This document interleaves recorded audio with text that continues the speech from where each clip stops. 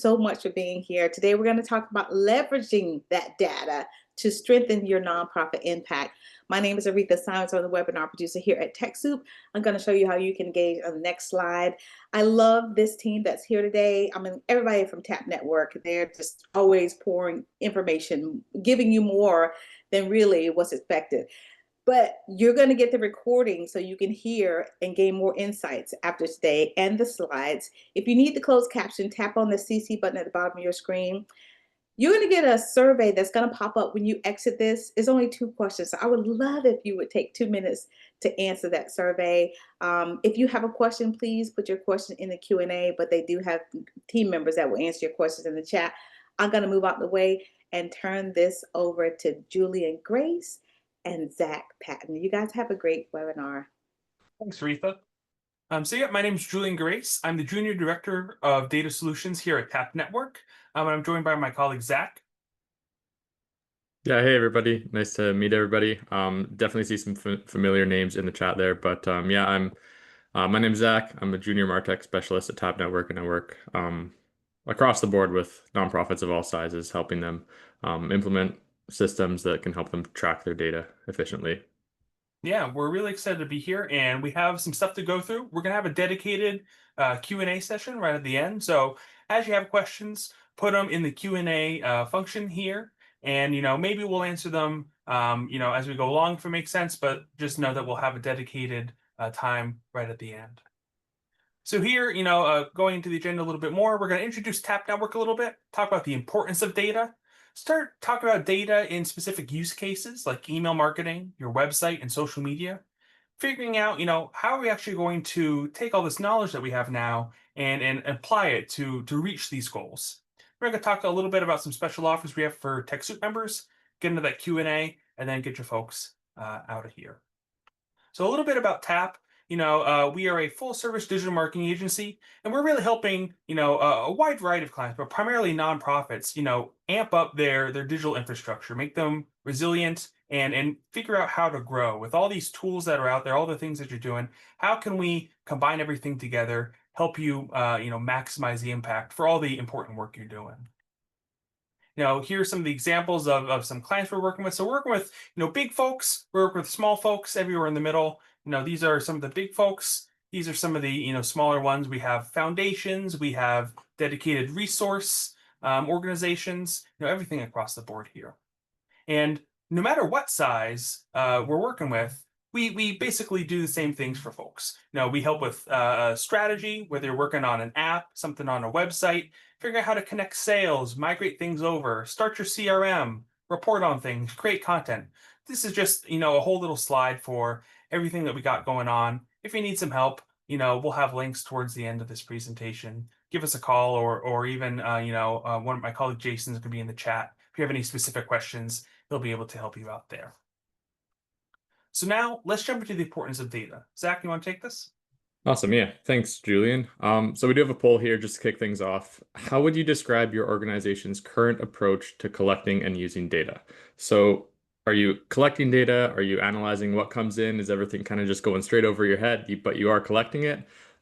Feel free to share in the chat which of the options you relate to, or more details if you have them, right? So have a little bit of conversation here in the chat here. Kind of see a lot of kind of a little bit all over the place, right? So some people are collecting data, they're not necessarily using it. Some people don't collect too much. So kind of what we would expect from this, right? So we have a variety of nonprofits in here, a variety of organizations of all different sizes. So yeah, a lot of C's in there as well. So yeah, they know they have data, but they're just not doing anything with it yet, or don't even know what they have. Exactly. Yeah, a lot of different platforms. You may have an email marketing platform, your website, your social media, but nothing's connected. So we're going to get into a little bit of that today on how to connect things. So the reality for small nonprofits, you do have a limited amount of time, limited amount of staff, may not necessarily have a dedicated expert on data. It's difficult to allocate your limited resources to kind of build those stakeholder relationships to the next level. The reality is no matter the size of your organization, no matter which platforms you're using, you have that information. You're just quite not getting there you have something there that can be tracked and it's very useful. So data will help you understand your supporters better and what they do care about. So how they engage with your organization, what's motivating them to act within your organization. And then by analyzing all that information, you can then tailor your communications, making it more personal and then impactful. So for example, knowing which donors prefer email updates versus event invitations, that will allow you to connect with them in a way that really does resonate and boost that impact. Um, Data will also provide those measurable insights into how well your programs and your campaigns are performing. So it'll help you answer those questions. Are you reaching the right audience? Is your messaging inspiring? Is it effective at all? Ultimately, data will help you allocate those resources, right? So again, with those limited time and budgets as a nonprofit, you really do have to make those strategic decisions about where to invest your resources. Um, and that's going to help you identify what's working and what's not, enabling you to focus on those high impact initiatives. So just on the next slide here, so here's just a few different pieces of data that you can track even on a small budget. So one thing is website traffic and bounce rates. So you can measure the number of visitors and their behavior on your website. One thing, if you have high bounce rates, this may indicate that your website pages and your content may need a little bit of optimization. For email performance, you can track how many recipients are opening your emails and engaging with the content, where people are clicking on the emails. Um, and to improve something like email performance, you can use strategies like A/B testing, try different tones, especially in those subject lines, right? Um, for donation conversion, one thing that you can track is the percentage of visitors or email recipients who have completed a donation. So, say you sent an email to 500 people and you had 10 donations or 20 donations, you can kind of track those numbers. Um, Social media engagement. I know this is something that's very common knowledge, but you can track your likes, comments, shares, your engagement, and then kind of your reach across platforms. So maybe Instagram is working a little bit better than Facebook, or some people see a lot of success on LinkedIn, so that's another one. And then event attendance. This is something that we strongly encourage people to be tracking. So the number of attendees that are attending your events, both online and offline. And then you can use that data to improve your promotion and increase that participation and registrations for your events. So some common challenges that we see with data, um, unconnected platforms. So we see this lots where nonprofits will have their data spread across multiple different tools and systems. So this really does make it difficult to get a unified view of your performance. So social media could be performing super well, but email marketing isn't performing very well. You kind of got to be able to see that view, like that holistic view of your performance. Disorganized data across spreadsheets. So this is another challenge that we see all the time. I know I do it in my personal life, but it's really something that we want to get dialed down for those organizations. So tracking your information manually on your spreadsheets can definitely lead to errors. Things are all over the place. You may lose a spreadsheet on one computer. Somebody may have something on their computer. We've all gone through it one way or another. And then having spreadsheets everywhere can cause data tracking issues, 1000%. Lacking automation. So manual processes like copying data between platforms consumes time. It increases the risk of errors, very similar to that spreadsheet point there. And then limited expertise. So given the size of some smaller nonprofits, you may lack that dedicated person that's trained in analytics or trained in marketing tools. So this can also make it difficult to interpret data and make those informed decisions. So as we move forward, we just want to check in. What's the biggest challenge that you folks are facing? We know that, we're identifying, hey, you have some data in here, but what's the biggest challenge that you're facing when it comes to using that data effectively? Is it something where it's a time issue? Is it something where you're not quite sure how to bring things together, or we have data, we don't really know how to use it though? And then sometimes it's just like, hey, we need a clean start. We don't really know what to do, how to move forward with things. Yeah, I'm seeing a lot of B's. So Yeah. you've got the tools dialed down. It's just how can they be connected? So we'll get into a little bit of that here. Yeah, definitely for the folks who are saying D, hopefully a lot of these tools we're going to mention, you can definitely get started. A good amount of them are free as well. So there's, hopefully by the end of this, you're going to have a plan for whatever sort of situation you're in, how you can move forward and be successful. So now we're saying, okay, we understand data is important. We can do some cool things with it. How are we actually going to put this all together and start, building this data-driven marketing strategy? And when we talk about marketing, we're talking about website, we're talking about the things you do in person, everything there. So the first thing is centralizing. So having one place that you can look at to say, hey, I have 30 minutes today to think about my data points. You don't want to be spending that time looking between different platforms. You want to have it all in one area, and you want that data to be accurate. So again, Zack mentioned automation. We want to make sure that these things are pulling in here, and it's going to be helpful because it's going to stop all these duplicate processes where you might be creating reports in different platforms and then maybe trying to average them out in your head or in something. It's also just going to give you that top level view. It's also very helpful when you have this centralized data to be able to communicate upwards. A lot of folks are going to need to, go to their boards for approval, or just need to talk to people who maybe aren't as technical. You need to be able to communicate that information. Having a centralized place where you can pull that data from can really help you get those insights to manage things. It's also really going to help you make these decisions faster. So being able to say, okay, well, we want to do A or B. Historically, what has happened in the past? You can look on that data. What's going on with the things that we're doing in our current marketing efforts? You can pull that in all in the same area and help make smarter decisions with less of a subjective view, and you can have some sort of objective backing there. Now, there's a couple ways to actually get things centralized. First one is a connected CRM like HubSpot. There's also other integration tools. So there are tools out there whose their only job is to say these things don't connect or talk to each other natively. We're the thing that brings them together. And then finally, there's tools out there like dashboards. And what a dashboard is great for is for the visualization of data.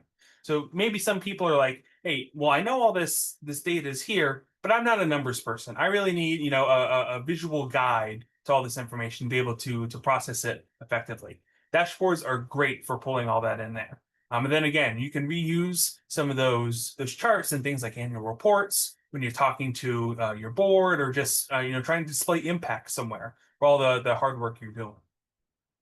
So Zack, I mentioned we can use the CRM. Could you walk us through that a little bit here? Yeah, so a CRM, some people refer to as a customer relationship management system, often known as a constituent relationship management system. Essentially, it's the system that allows your organization to manage all of the interactions with your current and potential stakeholders. So it allows your organization to better understand your customers, personalize your interactions, and streamline your processes, ultimately improving relationships and driving growth.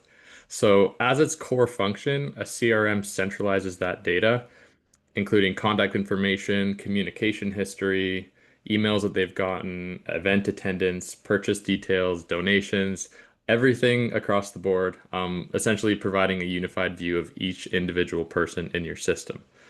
So you'll be able to track your interactions with people on an individual level all in one place.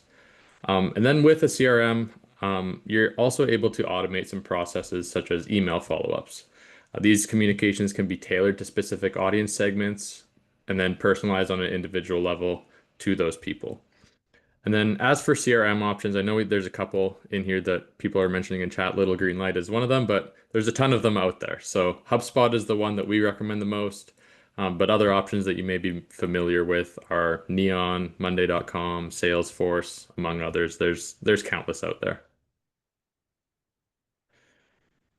So another recommendation for building your data-driven strategy is to automate your tasks and set up integrations. So we've talked about this a little bit. Connect everything that you can, your email, your data collection tools, your CRM, your marketing tools, and this will ensure that no numbers are being lost and everything can be tracked accurately in one place.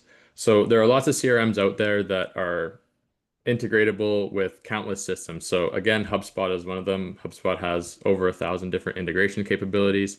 Then we've also seen some CRMs out there that don't necessarily have those integration capabilities.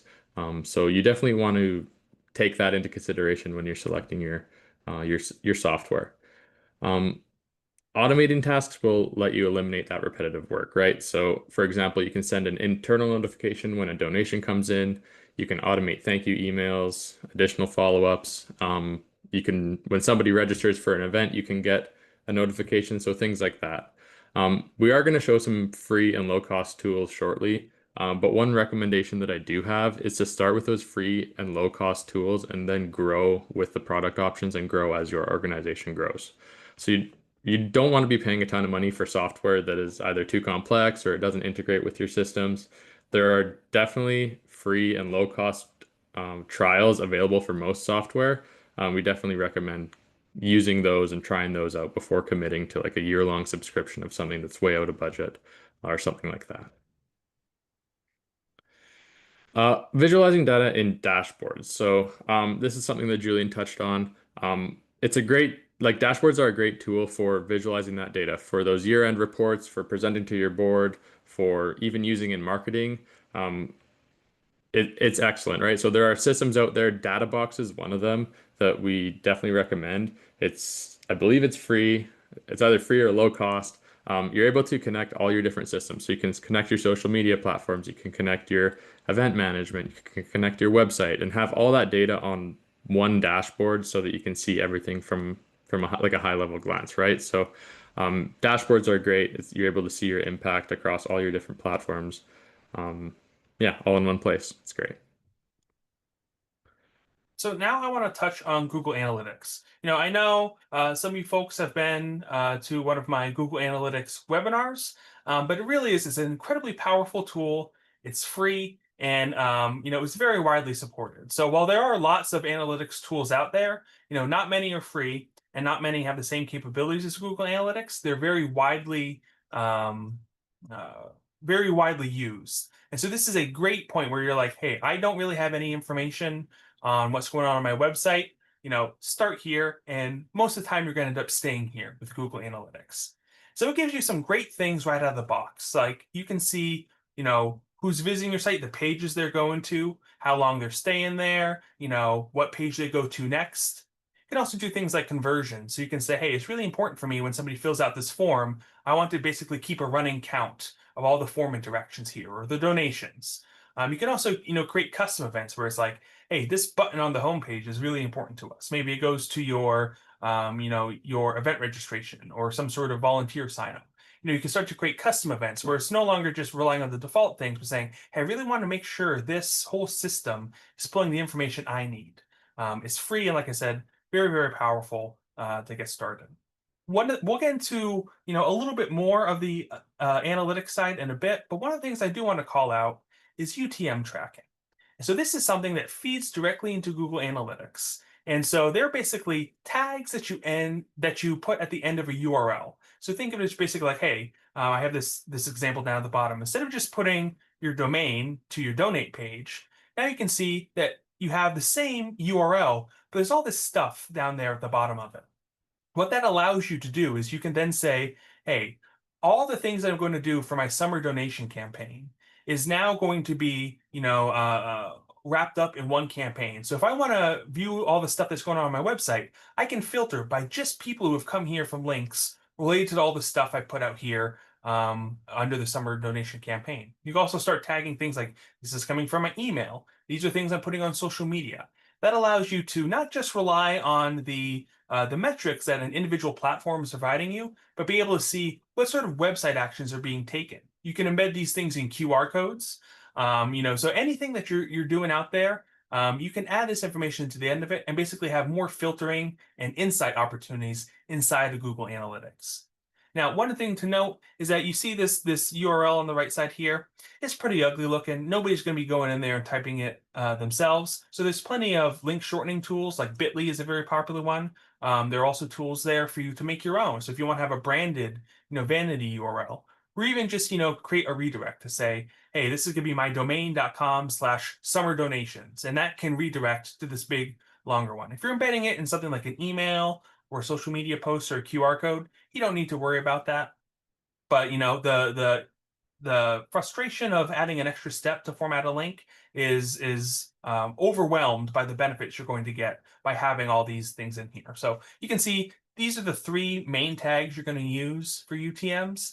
And there's plenty of resources out there and plenty of tools to help you build them. All of them are basically free because you're basically just formatting text here.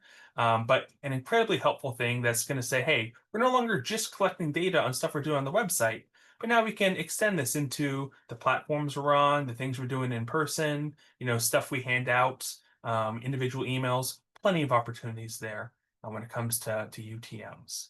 Yeah, just threw a link to a blog post that Julian wrote a couple months ago about UTM tags. So if you're interested in that, there's great information on there. It goes into a lot more into depth on UTM tags.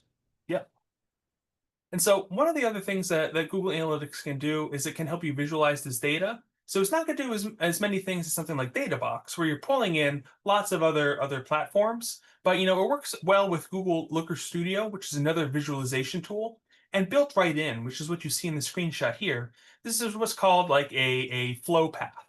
So basically, we can say that we want to see when somebody views a page, what page it is, and then where they go from there. So you can see, hey, if we're going to start on our homepage, where do people actually go after the homepage? Does that match up with the most important things we're doing? Are they going to these secondary pages that maybe aren't optimized? You don't spend as much time on them instead of our landing pages that we've designed to be informative and drive towards a conversion point.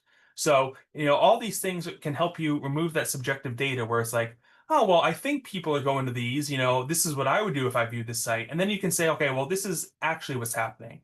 That can help inform you, where your attention would be best applied. Now, as we're going through the Google Analytics things, there are plenty of other things and plenty of other tools that help connect and collect information. So Zapier is one that allows you, I call it like the Scotch tape tool, saying, hey, these two things aren't coming together natively here, but Zapier steps in and says, I'm going to hold this side and hold this side, and I'm going to bring them together. And then all of a sudden, data flows between them all. Zapier is a very powerful tool, and they do have a great nonprofit discount. We mentioned HubSpot. Airtable is sort of you're saying, hey, we're stuck in spreadsheet land for at least a couple months while we're planning these other things. Bring those spreadsheets over to Airtable is a huge benefit. This is something where instead of just having like a row for a spreadsheet, you can then open up that entire row as a record. You can start having different field types natively built in there, start doing equations, sending data in and out of it. Anytime that I think you're using a spreadsheet, you might be better served with an Airtable installation. And then finally, we do want to mention, a tool like Claude here, it's AI. A lot of folks are coming here saying, hey, we have all this historical information that we need to go through. We're ready to move to something new, but we need to make sure that we can still, gain insights into this data. And that's where something like one of these, language learning models is incredibly helpful. It'll help you, parse that information. Always, be careful, make sure that you're prompting correctly. We have some resources to help you there. But that can help say, okay, here's 10 years of old spreadsheet data. Give me some insights, things that I can plug in, maybe, condense into something that you then upload to a data box in historical section, something like that. So just before I get into a little more about how to actually apply analytics in here, what sort of platforms are you folks using right now? Is it something like Google Analytics? Are you using, insights from your CRM? Are you using that Zapier that allows you to connect different systems together? Are you a spreadsheet warrior, or are you still looking for something just to get started here? A good amount of spreadsheet folks. So hopefully they'll now become Airtable folks at least. All right, so I'm not seeing a lot of A's. That's something I would definitely recommend getting started today. It's free, very easy to set up, regardless of what platform your website's on. Then obviously, making sure you're having that CRM. You're going to be working with these folks day in and day out, and you want to make sure that you get insights into what you're sending them, what they're doing on your platforms and your events and things like that. So we'll keep that in mind, definitely as we get through to the Q&A session. So we understand, hey, Google Analytics is a powerful tool. We need to get some data in here. What can we actually do with it? How is this going to help us improve things? So one of the areas that it can help here is, improving your actual website performance. So that's understanding, what actions are being taken on the site. Are people getting to the right places from the right, marketing outputs? So on social media, we share this link. maybe share it to the homepage. Do they then get to your conversion pages? If not, hey, maybe we need to make a change. Are people, coming to the site and then leaving right away? Hey, that probably means they're not finding what they need here. Or, if the page isn't quite right, there's not a call to action to guide them to another page. So there's nothing for them to actually do. They come out of there. Another big thing I mentioned it before is those custom events. So there are going to be things that each organization finds important that isn't necessarily something standard. Being able to come in there and track those can give you insights and say, hey, we're doing this new initiative. We put it on the site. We want to make sure that we have a nice view of what exactly is happening on there. And then that user flow analysis I mentioned before. So all these things, you're going to get this real user information for how the site's being used. You can then apply to say, hey, we need to spend time optimizing the speed of our website. We need to spend time, figuring out the design of this page so people actually get to the right areas. Some quick tips that you can have here. Use these clear CTAs and have your benefit focused headlines. So that way you can say, hey, we know we're having a call to action here. You can set up the custom event on whatever that link is on the call to action, and now you're measuring performance of that specific piece. And if you're saying, okay, well, now this isn't doing quite well, let's change the way we're framing things in that call to action. Another big thing Google Analytics does is it tells you when somebody starts a form, but they don't submit it, as well as when they submit the form. So obviously you'll have your form entry count, but it can be really helpful. Say you have a big onboarding form, and you're saying, well, a lot of people are starting this form, but they're not actually making it all the way through. Is there something that we can do to either shorten the information or add conditional display to some of these fields so they only appear if it's absolutely necessary? Is it mapped to, accept autofill? Can people say, okay, well, this is my name, this is my address, autofill those emails versus just plain text fields that don't pull up anything contextual? Or, I'm sure we've all been on our phones trying to do something, and then we need to type in a number, but instead of pulling up the number keyboard, it just pulls up the normal text keyboard. And it's those little things that can reduce that friction in whether it's onboarding or registration or donations, and make sure that people are actually converting, not just coming in on the form and leaving. It's also going to allow you to see, which platforms that you're doing other things on are actually driving to your website. So say you're posting something on Facebook and LinkedIn and Instagram, and you've added those UTM tags in there. You can now look in your analytics and see, okay, well, over the last month, how many of our website visitors have come from Instagram? Okay, is this something that we want to continue doing? Is this something we need to make a change for? And that'll just allow you to be a little more purposeful with the things that you're putting on the different platforms. And then also for things that are new, measuring if the impact is worth the time that you're spending on it. So, we never say, hey, just be on every platform you can. It's, hey, be on the platforms that could be beneficial to you and that are going to integrate well with the type of people you're trying to reach. And finally, probably a little more obvious one, it just allows you to test and analyze things. So if you're doing A and B testing, any sort of back and forth here, different versions of landing pages, things like that. Having the analytics shoot all into Google Analytics is incredibly helpful and relatively easy to set up as well. Now, Zach, I'm talking about web. Why don't you walk us through email a little bit? Yeah, so with email marketing, there's some key metrics that you can track. So the common ones that most people know, your open rate, your click-through rate, and your conversion rate. So your open rate is essentially how many people are opening your email. Click-through rate is, a click rate is how many people of those opens are, or how many people of the entire send are clicking on your email. So it's a little bit lower, but then that click-through rate takes into consideration your opens. So of the people who are opening the email, who's clicking on it. So a few different options there to look at. And then your conversion rate. So are your emails driving actions? So the biggest thing with marketing emails is whenever you're doing a send, what are you trying, like what is the point that you're trying to get across? Are you trying to get them to click on the email and register for an event? Are you trying to get them to submit a survey? Are you trying to get them to make a donation? So you really want to, when you're developing your marketing emails, you really need to figure out what that focus of each individual email is. And then you can measure your conversion rates off of that, right? So another thing is to be creative. So if you're titling your emails, if you're titling your June newsletter 2025, you got to be a little bit more creative, right? So you could have June newsletter, here's what we're up to this month, or here's some upcoming events in June, things like that, right? So you want to get those open rates and to get people to actually be opening your emails and interacting with them. That subject line and that preview text, those are so important. That can help with those statistics. Another thing, yeah, so yeah, let's move on to social media metrics. So we talked on this a little bit earlier, but for engagement, you're tracking things like likes, comments, shares.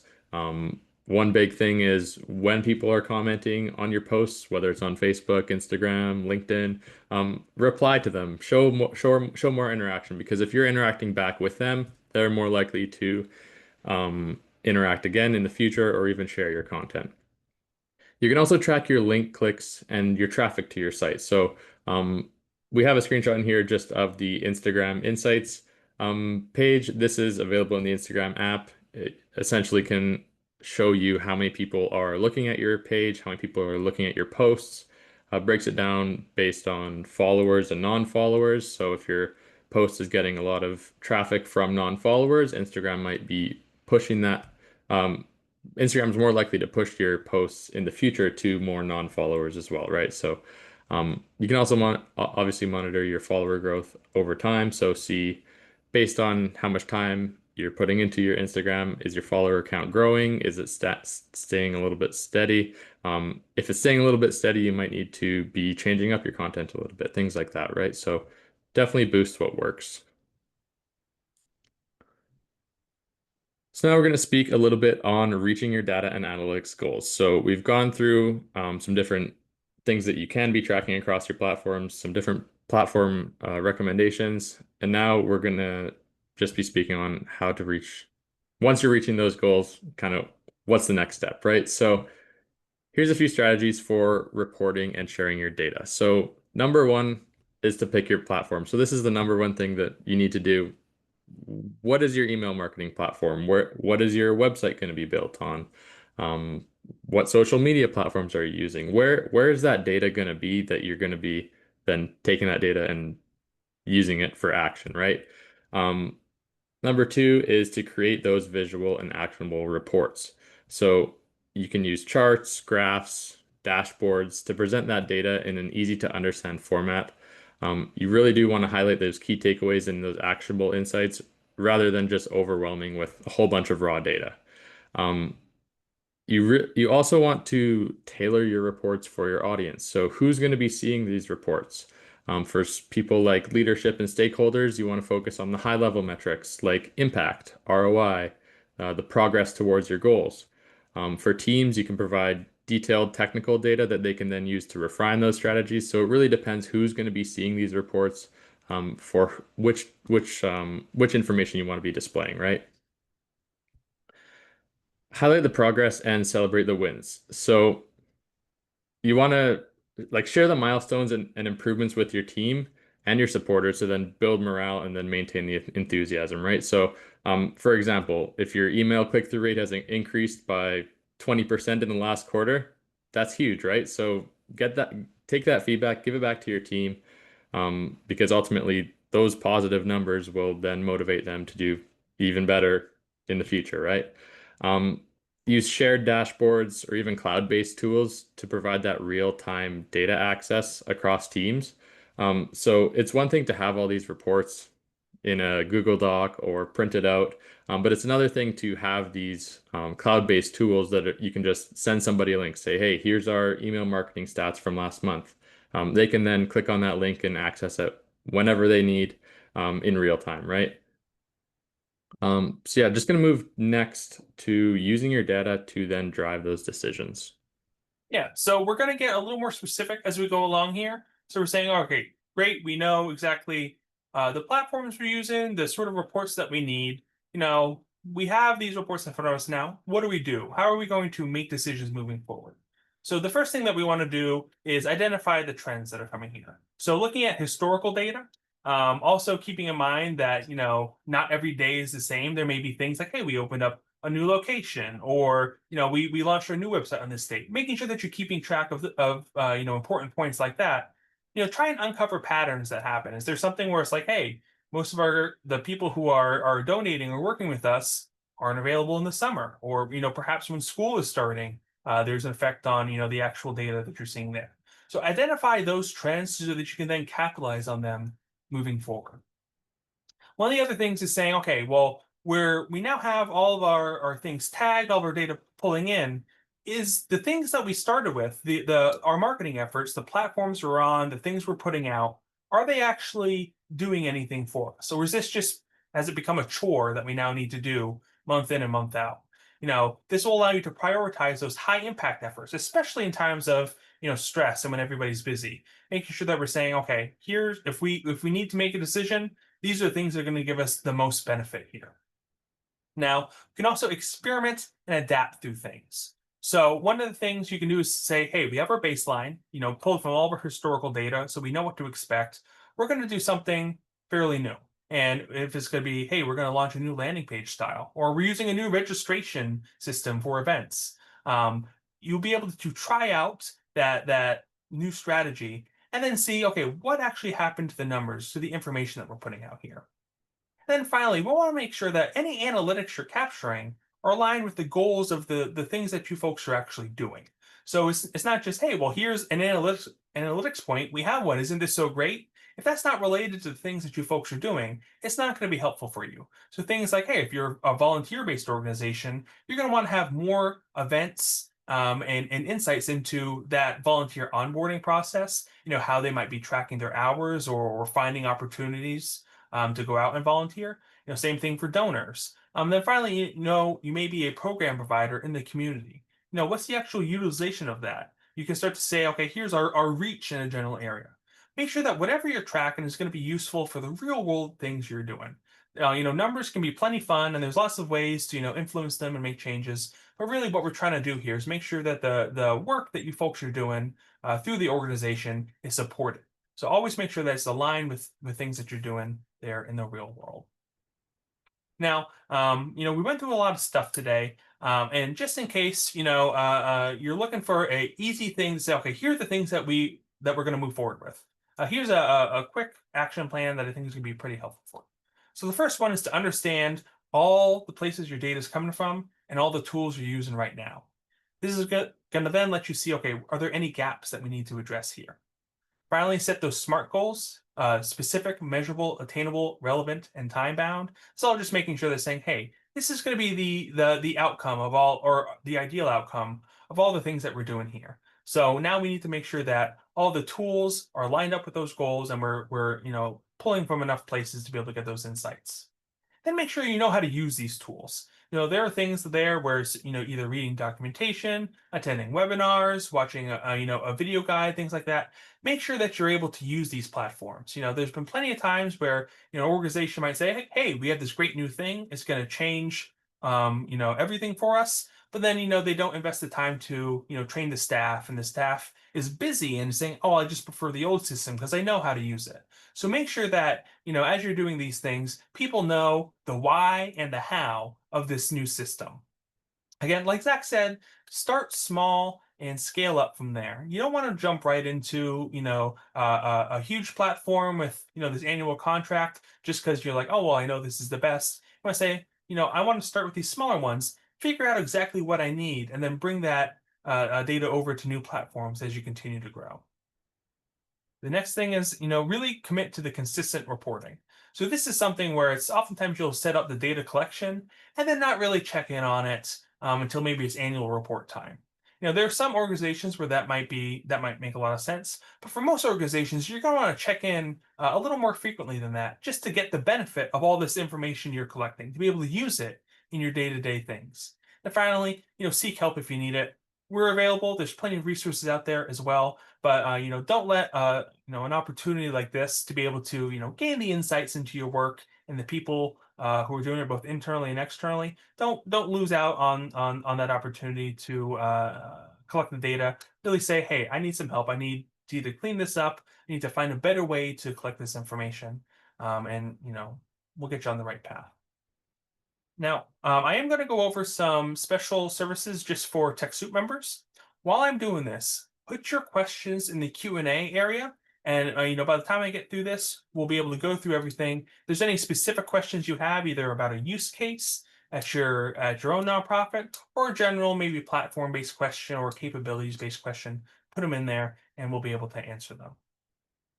So the first thing we have is if you need help getting Google Analytics set up, we have a product for this. It's going to allow us to get it set up on your specific site, help you create some reports that are going to be important for you, and then also train you a little bit through the actual platform so you feel comfortable, viewing the data, making some changes. If you don't have a CRM yet, but you need one, we do have this guide right here that's going to allow you to, see the differences between a lot of them and figure out which one's actually going to be the best option for you here. And like Zach said, we do recommend HubSpot. So HubSpot does have some great nonprofit pricing.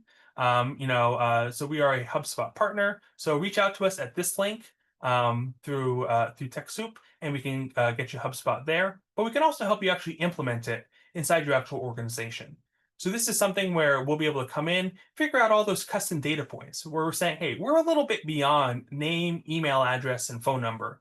We need to start collecting some other information, whether it's, demographic details or other things about, program utilization or areas of need. We can help make sure that that's integrated with all of your, current tools, and then figure out exactly how we need to structure that data. We do have this special offer here, so we're giving you 10% off, just as a thanks for stopping by the webinar as we go through here. And then, oftentimes when we're dealing with things like this, is saying, well, I don't know if I need a specific thing, but I know I need help. What's the best way to start with this? And so we have some, month-to-month retainer options here. That's basically, a big block of time. The big difference between here is, one has a dedicated account manager to help guide you through things. The other one is where you're saying, hey, I'm going to be sort of the account manager, the head of the department, so to speak. And, you can ask us questions, and we're just doing work for you, whether that's setting up some specific thing on your CRM, helping you report on your analytics, creating emails, writing content, things like that. So if you are ready to get started, this slide presentation will be emailed to you afterwards. You can click this Contact Us button, and we'd be more than happy to get started. Or you can go on TechSoup, and you see the website services button right there. Click on that page, and it's going to have everything you need to get in touch with us as well. You'll see this form, and again, we have a link to that directly right here.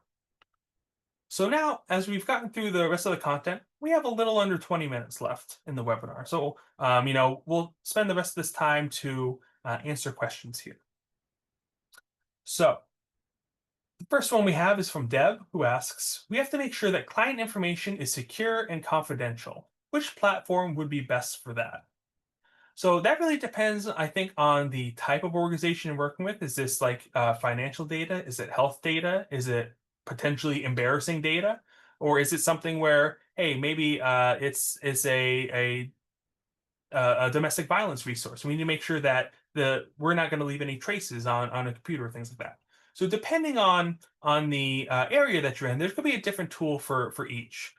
More the budget CRMs, for example, are not going to be HIPAA compliant, for example, or fit into a lot of those things. So HubSpot is going to be a great one to help you really hold data that's going to be relatively confidential. But then when we're looking at things like website analytics, all that stuff is anonymized data. So you're never going to be able to see an email address or an IP address of somebody. Is all going to be sort of hashed and referenced there. While Google will collect that information, that can be important if you're into some of the GDPR things. You can also turn that off. But there are other options for true like medical analytics reporting. There are some dedicated tools for that. They are kind of pricey, but that's something where it's saying, hey, there is a cost to maintaining this confidentiality. Zach, do you have any other insights on data confidentiality in any of these No, tools? I think you covered it pretty well. Yeah, it just really depends on the type of confidentiality and the type of data that you're storing. Yeah. So next, the Columbia Pike Partnership asks, any recommendations on how to get started with Zapier or Airtable? So I think those are going to be two very different tools to use. The first one, Zapier, the best way to get started is really to understand what are you trying to connect together. While it does have a very, very large, library of things that it can bring together, not everything is included, or not all the actions you're going to take on each platform are included. But there's going to have lots of things to get started. And from there, it's really saying, okay, when this happens, do this. That's the whole gist of Zapier. You can get more complex from there, but you're basically saying when somebody fills out a form on this site, do this on this data collection point.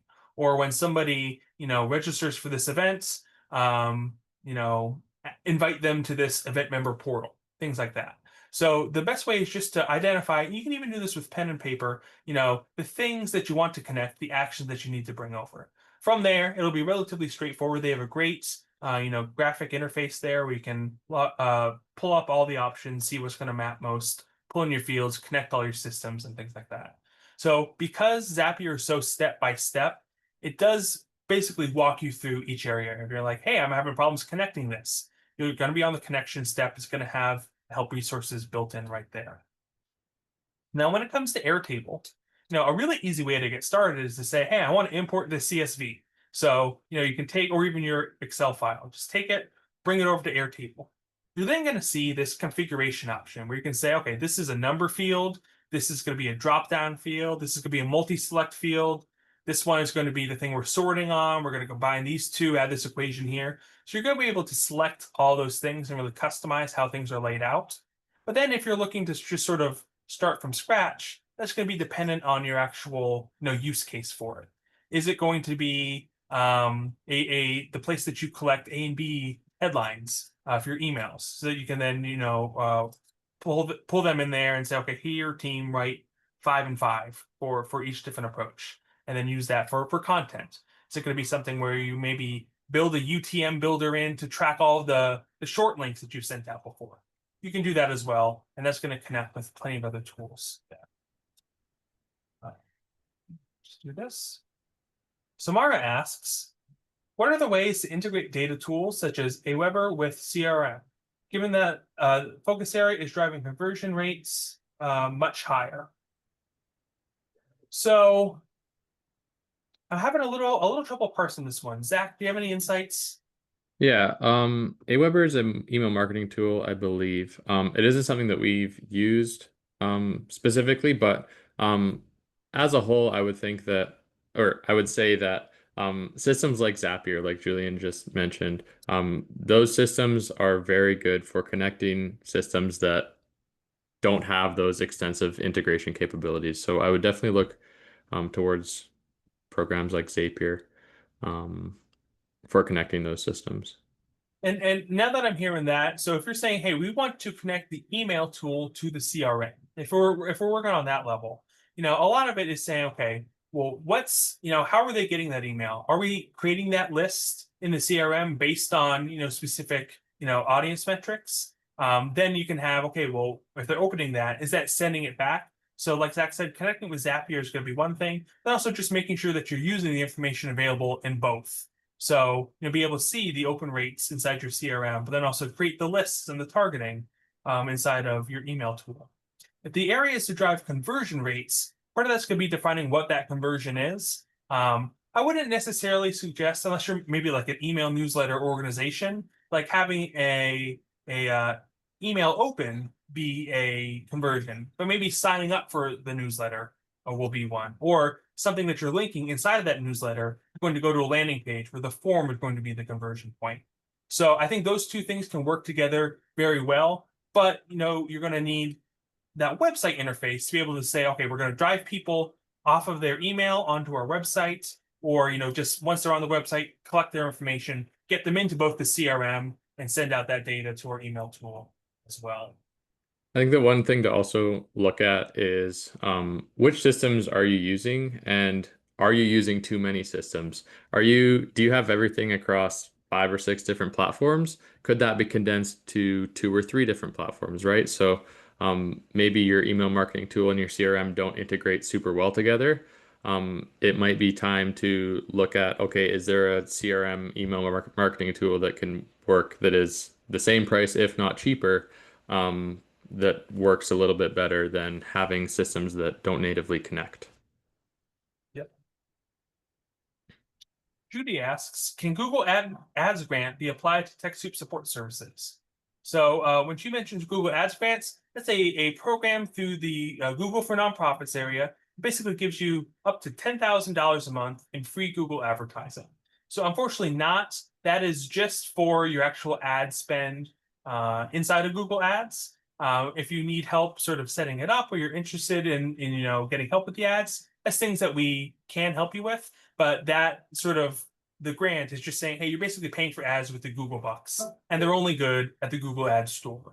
So it doesn't really go out even to other Google products or things like Google Workspace, which does have a pretty nice deal through Google for Nonprofits as well. But you can't purchase things with ad grant money. Michael asks, what are some of your tips or tricks to getting data from multiple sources and cleaning them up or formatting them to the same columns and rows?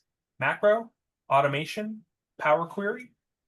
Well, the first thing I would say, which is a bit of a cheeky answer, is make sure that you're setting everything up the same way, when you're starting. Most of the time, though, we're a little bit past that point, and things were onboarded at one point, or two programs or areas come together. So Zapier is something that does have plenty of formatting options in it. So if you're like, hey, we need to strip out commas from these numbers because they're not actual numerals, we're using them as ID identifiers or something like that. So there's plenty of ways to connect that. If you're saying this system has a fixed in place format for data and I need to get it to this system formatted differently, that's something that Zapier can help with. Now, we may be getting into sort of the custom development where you need like a little bit more of an advanced tool there. But before you get there, I would also try something. If this is maybe a one-time migration, to give a tool like Claude a chance and just see what happens with that. I'd always check for accuracy, but just making sure they're saying, hey, I have this big, maybe a JSON file format that I need to now get into, especially formatted CSV. Some tools, in that case, that's actually going to be a use case for like Airtable, because you can import, different file types and convert them automatically inside of that platform. But for the most part, I would say start to get them, on their base level as close as possible.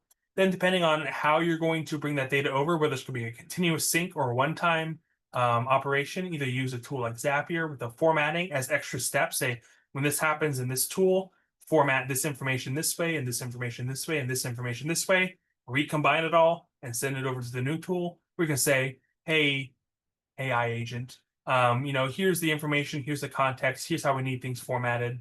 Provide me either format the data for me or provide me something like a Python script. Which again, there are more technical ways to do it. I never like to get a little too in the weeds as I want to do, just because I know we have a wide audience here at different skill levels. But those are hopefully at least a couple options to get you started. Let me know if there's any further clarification you'd like on that. So anybody else have any questions either on platform recommendations, use cases, insights into the Google Analytics platform, anything like that we can help answer for you right now?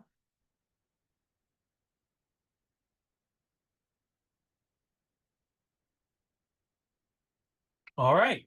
Well, hopefully that means that everybody is already signing up and getting everything on their website right now. Like I said, reach out to us if you need some support. We're more than happy to get you started. I know some of you folks have been talking to my colleague Jason in the chat there. You'll get these slides with all the links to the website and the forums and the special offers we have in here. But otherwise, I hope you folks have a wonderful rest of your day. Talk to you later.